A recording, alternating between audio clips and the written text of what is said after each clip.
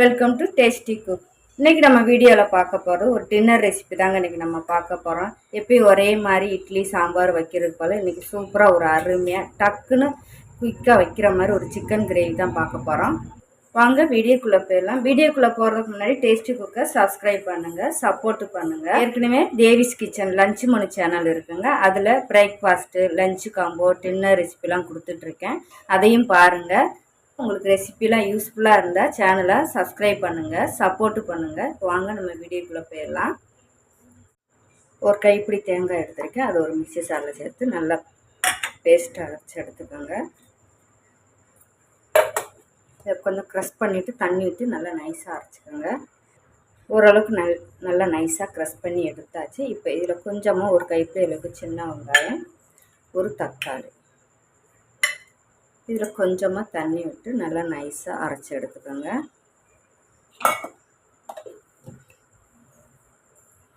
இப்போ மசாலா அரைச்சி எடுத்தாச்சு. இப்போ ஸ்டவ் ஆன் பண்ணி குக்கர் வச்சுட்டு குக்கரில் எண்ணெய் சேர்த்துக்கோங்க. எண்ணெய் காஞ்சது. இதில் 2 பட்டை, 2 கிராம்பு, 2 ஏலக்காய் சேர்த்துக்கோங்க. இது கூட வெங்காயம், ஒரு மிளகாய் அதையும் சேர்த்துக்கோங்க. இப்போ இதை நல்லா வதக்கி வச்சு எடுத்துக்கோங்க.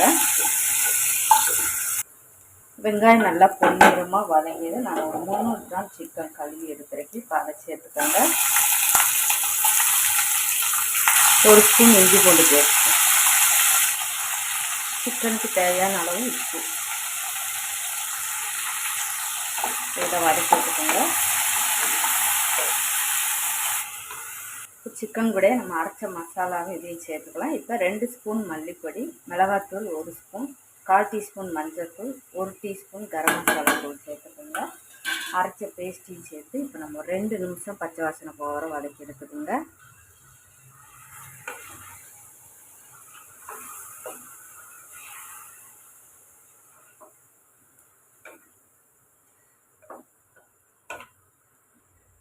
இப்போ சிக்கன் நல்லா வதக்கி எடுத்தாச்சு. மசாலாவும் நல்லா எண்ணெயெல்லாம் பிரிஞ்சு வந்துடுச்சு. இப்போ இதில் நம்ம கிரேவிக்கு தேவையான அளவு தண்ணி சேர்த்துக்கோங்க. மிக்ஸி கலந்த தண்ணியாக சேர்த்துட்டு கலந்து விட்டுக்கோங்க. சைடில் இருக்கிறதெல்லாம் எடுத்து விட்டு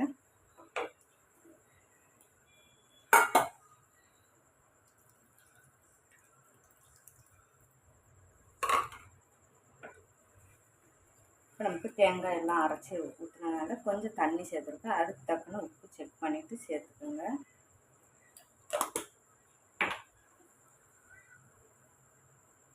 கலந்து விட்டு இப்போ ப்ரெஷர் போட்டு விசில் விட்டு எடுத்துக்கோங்க.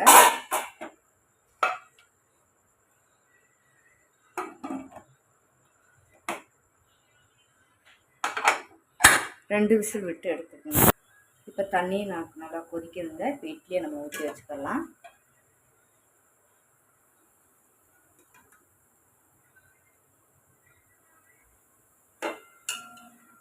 இப்போ நம்ம இட்லியை ஒரு 20 நிமிஷம் நம்ம வச்சு எடுத்துக்கலாங்க. இப்போ நம்மளுடைய இட்லியும் ரெடி ஆகிடுச்சுங்க. நம்ம எடுத்துக்கலாம். இப்போ நம்மளுடைய கிரேவியும் இப்போ ப்ரெஷர்லாம் போயிடுச்சு. இப்போ நம்ம எடுத்துக்கலாம்.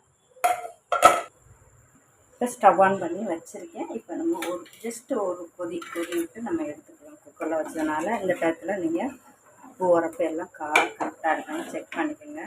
அருமையான ஒரு டின்னருக்கு இன்றைக்கி நம்ம சிக்கன் கிரேவி பார்த்துருக்கோங்க. ரெடி ஆயிடுச்சு. எல்லாமே கரெக்டாக இருக்குது, சூப்பராக இருக்குங்க. சிம்மில் போட்டுக்கோங்க. கொஞ்சமாக நம்ம மல்லியில தூவி இறக்கிக்கலாம். இட்லியும் ரெடி ஆயிடுச்சு, நம்மளுடைய சிக்கன் கிரேவியும் ரெடி ஆயிடுச்சுங்க. கலந்து விட்டு ஸ்டவ் ஆஃப் பண்ணிக்கலாம். இந்த அளவுக்குனாலும் நமக்கு வேணும் ஊற்றி சாப்பிட்றதுக்கு.